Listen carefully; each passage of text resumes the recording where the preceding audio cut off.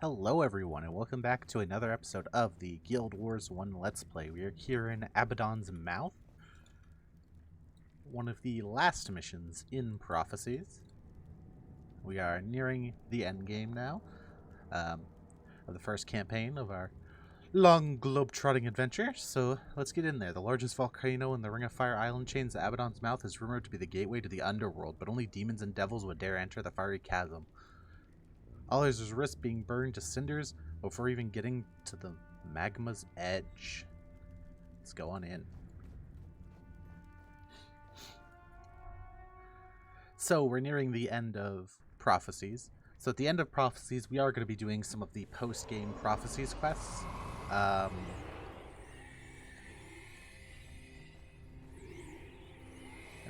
there are a couple other things I do want to do.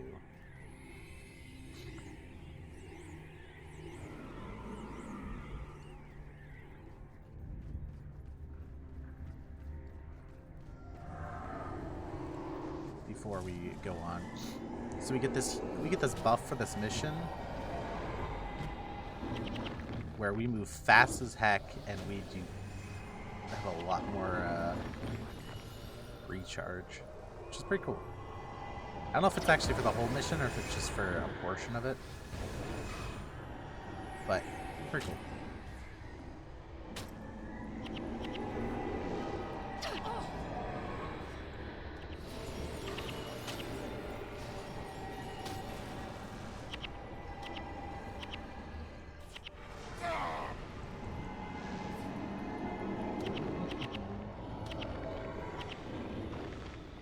But yeah, I've got a couple things planned before we jump over to the next campaign after this, which I think I've mentioned before, but is my favorite of all the campaigns. At least visually, it's my favorite.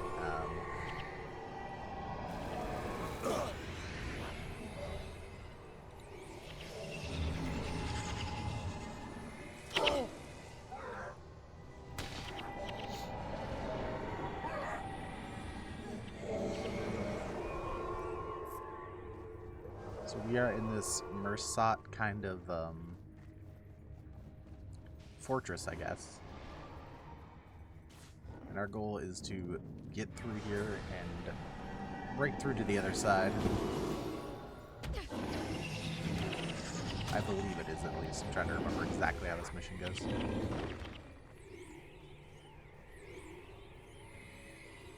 Yeah, this is what we want to do. We want to get over to these ether seals here. These are what we're looking for, and I think we want to break all of these. There's a couple on each side.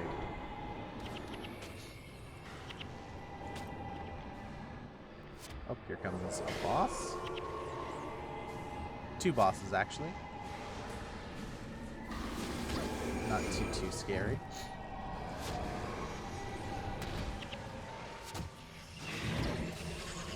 We will actually be using a different character for the Prophecies post-game, just because I want to play with my other character for a little bit, but also just in part because, well, just trying to kind of show off the class, but also because we will be revisiting that character later when we get to the post-Guild Wars 1 material, the Guild Wars Beyond material. So I kind of want to make sure I have all of Prophecies mapped and everything on that character before then, as to not create issues. So that'll be something I'll be working on in the background. I might actually stream that. Yeah, that'll probably be on the stream. So if you want to come by, drop by. Generally, their streams are relatively late at night, East Coast, US times. Yeah, we'll probably be working through Prophecies again on the other character, just so I can have that ready for the later game.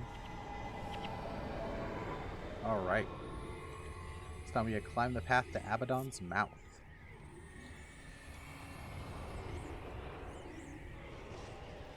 So let's keep going. Here's the Vizier again. Break the seal holding the door of Komale.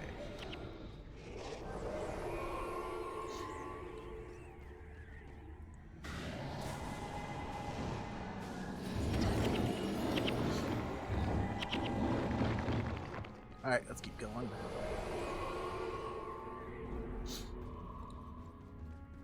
I think we have to go in here? I'm trying to remember where it is. It's been a while since I've done this mission. And I think a while is actually probably an understatement. It has probably been 10 years, unironically, since the last time I've done this mission. That's kind of a crazy thought, but... Especially because I'm not that old. Like, that's less than a third of my life time. It's probably the last time I did this mission.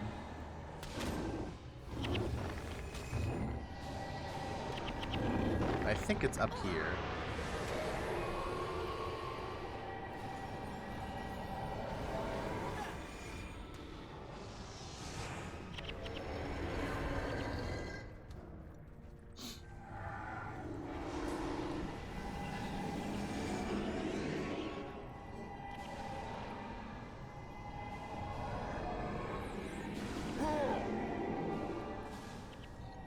Some rups going.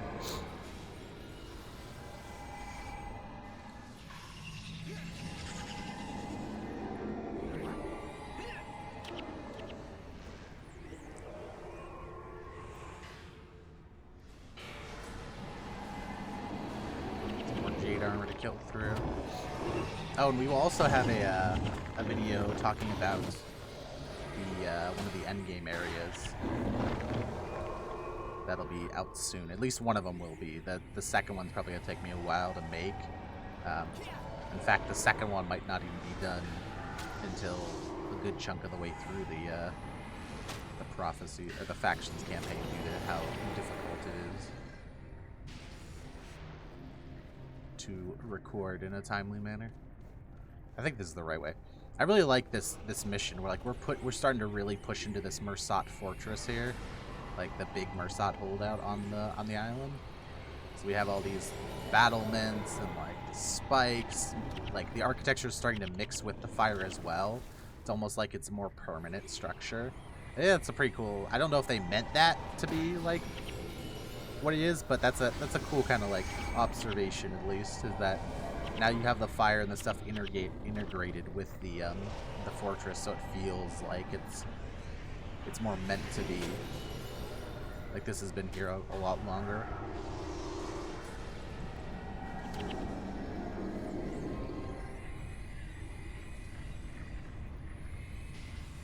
Also, this bridge here made out of like souls.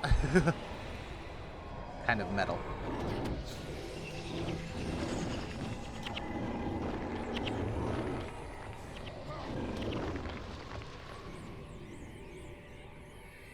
Yeah, the soul bridge.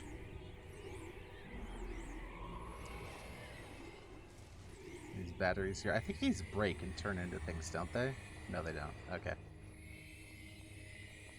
Yeah, so now we're going through and killing all the... We killed all the top white mantle earlier. Now we're going through and killing all the top Mursat.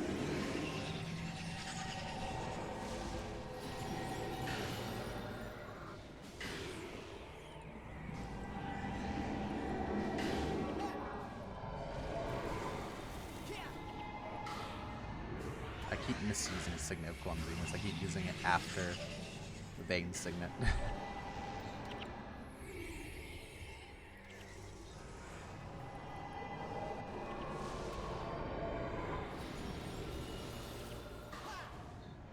Okie dokie. Let's go on through. Here's the Vizier again.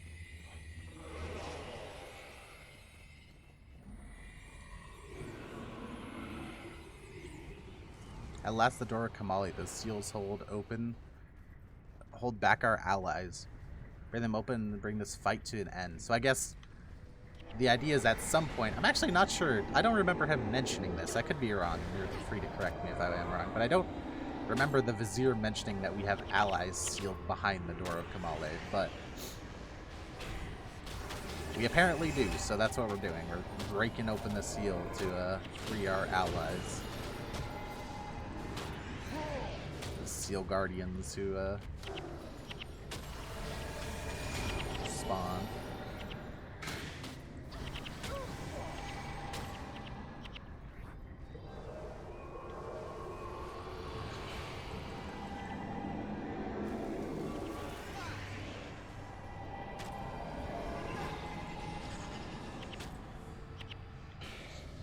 we need to break 6 seals in total.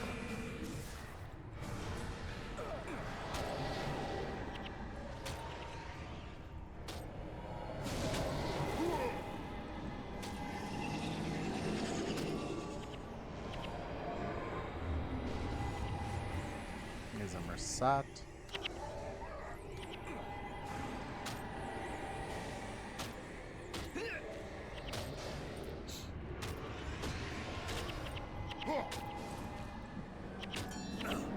This build's quite fun. It's got a lot of spamminess to it, but that's kind of fun when you actually get to use your skills a ton. And because one of the things about signets is that they don't cost any energy, this means that like I basically am just free to spam my skills and stuff as I want. One seal left. Oh, another part of this mission is that the Mursat essentially infinitely spawn down that hallway there.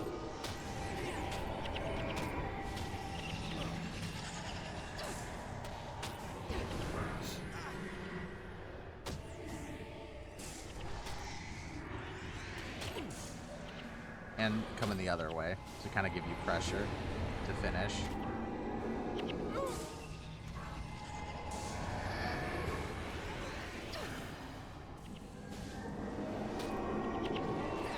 Ooh, that AoE damage.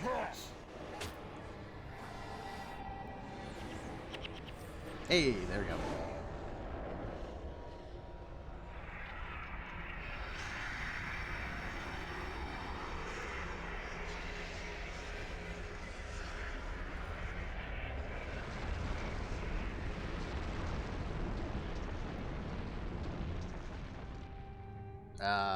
What are these things?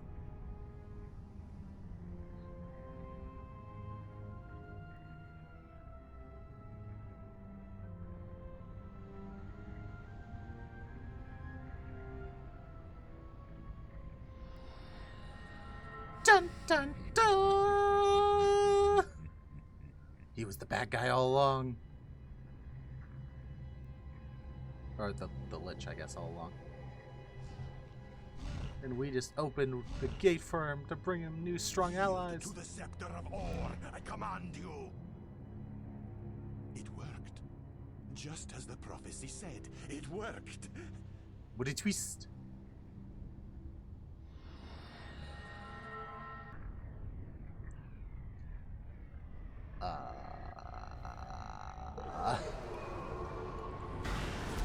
Now we have to fight a Titan. And the interesting thing about these enemies is as we kill them, they actually split up into smaller enemies. I'm not sure if that one didn't do it, but normally they split up into smaller enemies, and that's kind of their thing. But yeah, shock horror twist, it turns out that the Vizier was actually the Lich and was actually a bad guy.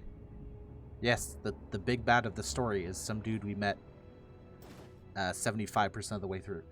To Lion's Arch. To Thunderhead Keep. And you will go to Rin. Rin's the capital of Ascalon, but I don't know why he's sending anyone there.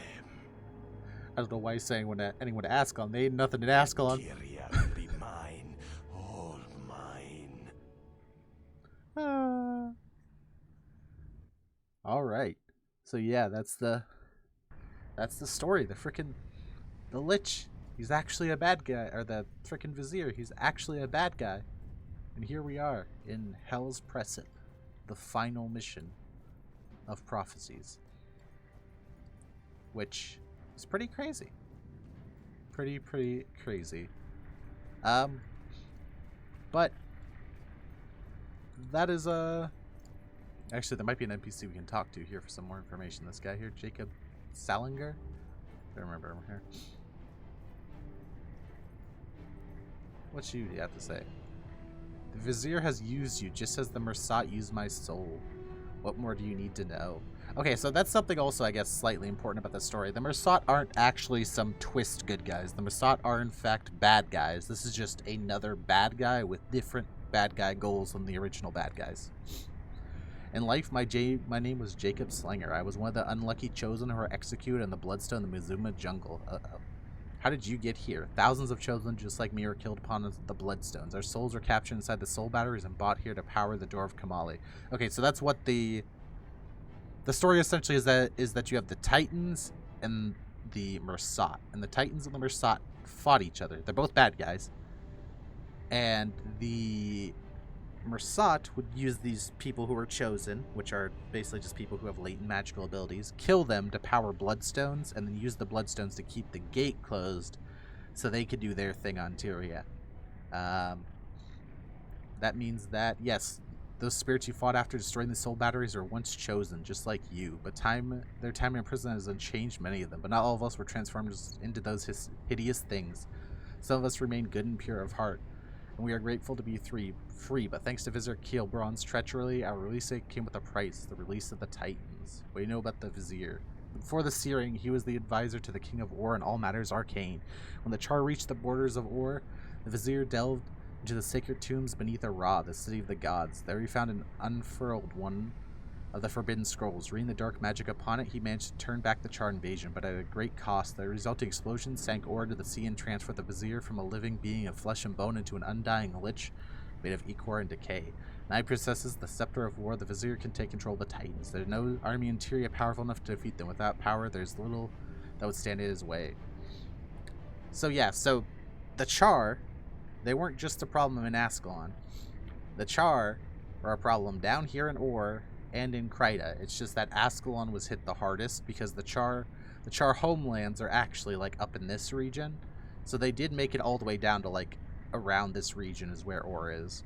Somewhere down here in this this ocean here. They don't really ever tell you it, but in Guild Wars 2 we get confirmation it's down in this region. I guess technically it's like, actually I guess it's below here in Guild Wars 2 because that's one of the maps. But anyway, the Char made it from here, got Ascalon, got pushed back actually in Kryta. That's why Kryta is fine, but almost destroyed Aura as well until the Vizier blew it up. Basically. What must I do? You must catch the Lich, catch Vizier Keelbron, and stop him from using his power to destroy the world. I open the door, and now I'll put things right. You made the right choice. Godspeeds, and thank you for releasing me from my eternal torture. So yeah, that's kind of what Guild Wars Prophecies has been leading up to, is that we're fighting the Lich that we met most of the way through. Listen, I'm not saying... You do technically get introduced to him in Kryta, but it's not really... He's more introduced as, like, the local bad guy there, whereas he's actually the big bad guy for the story. There are other hints to this, but I think generally this is the worst of the games in terms of, like, story from, like, a technical level. It is fun, and, like, it's not bad. It's an average, MMO story. There's a big baddie, let's go get it. But I think the other ones do a little bit better job of setting up the places and the people. But this was their first try at it, so I totally understand why it's like this. And this game did do a lot right and has a lot of fun mechanics and everything. So when they have to build everything from the ground up, the story being a little bit is like not that big of a deal, to be completely honest with you. But yeah, that's what this whole story has been leading up to. Our pre-searing days, which then triggers the searing, and then eventually we decide to leave Ascalon, venture over the mountains, end up in Kryta, end up joining the White Mantle, work with the White Mantle a little bit, get into the Maguma jungle, find out the White Mantle are bad, go back to Kryta to get the Scepter of War that we helped them get originally back, as it's an artifact of power, get it, but all our allies get kidnapped. We go to the desert. We go to the desert to ascend. From our ascension, we go meet the Dragon Glint. She tells us about the Flameseeker Prophecies, which I don't actually think they ever tell us what the Flameseeker Prophecies are in game, like what it actually reads as. But maybe I'm wrong. Maybe I just forget at this point. And then we end up in the southern Shiver Peaks, helping our dwarven allies and friends there, rescuing our Shining Blade friends who escaped there, and then meeting with an ancient seer to figure out how to destroy the Mursat, as well as taking care of some trader business. Then we retake the dwarven capital with our new allies, end up here in the Ring of Fire Islands afterwards, destroy some White Mantle, the remains of the White Mantle leadership, and then we push through the Mursat fortress. Then we push all the way up to the door of Kamale. Then we accidentally open the door to of Komali and release the Titans as the treachery. And that's where we are now. So, yeah, you get all that. It's a little out there. It's a little a little jumbled. And if you're wondering why I'm rambling a little bit at the end of this episode, it's because I don't want to start this mission because it's a long mission. So I want it to be its own episode because it deserves its own episode.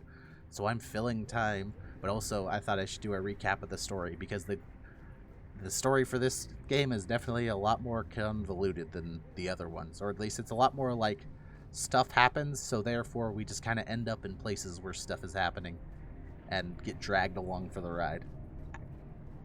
It's still fun. I still like it.